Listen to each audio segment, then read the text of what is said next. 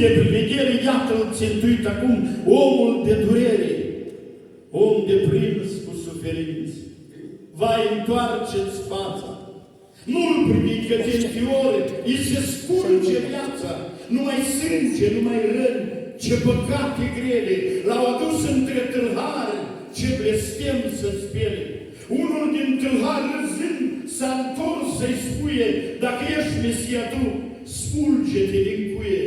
Celălalt se încruntă trist, nu te prinde teamă, pentru cât te-am făptuit, drept e să dăm seama.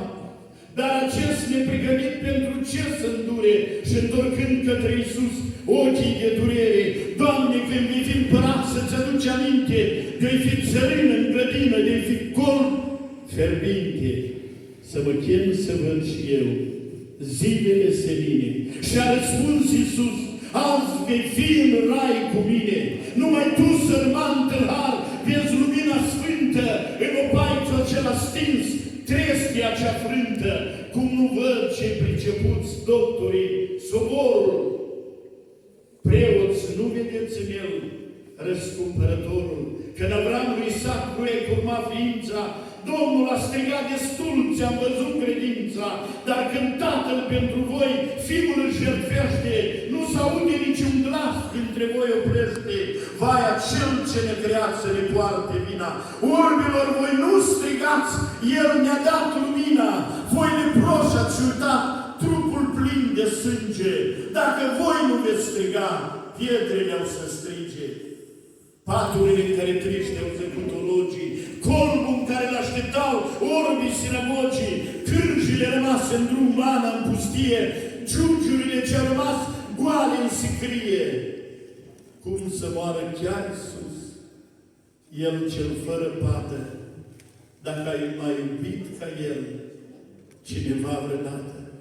Cui Maria a jertfit lacrimi la picioare, înfioară-te pământ, stingeți raza soare. El, pentru ce ți-ai întors privirea? Sunt un vierme, nu un om, m-a ajuns pe irea. Tauri negri din Basan m-au străpuns, mă doare, mi-au făcut izvoare în mâini, râuri în picioare, își împart veșmântul meu, aruncându-și sorții. El m-a adus în țărâna morții. Dar ciudat în plină zi, s-a noptat în țară, stâncile scrâșnesc în munți, templul se înfioară, oamenii se bat în piept căutând o rază.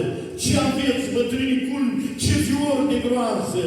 Iată solii morții vin din adânc grămadă să-L coboare pe Iisus, cea mai sfântă pradă. Vin ca lupii când furiși dau târcoale stânii. Se apropie cu crucea, urcând dealul căpățânii. Dar un glas din nou a brăzdat văzduhul. Tată, îmi încredințez mâinii tale Duhul, cinste jertfii lui Iisus, El s-a dat ca plată, prin credința în El acum, viața-i câștigată. Doamne, ajută-ne și noi să o câștigăm. Amin.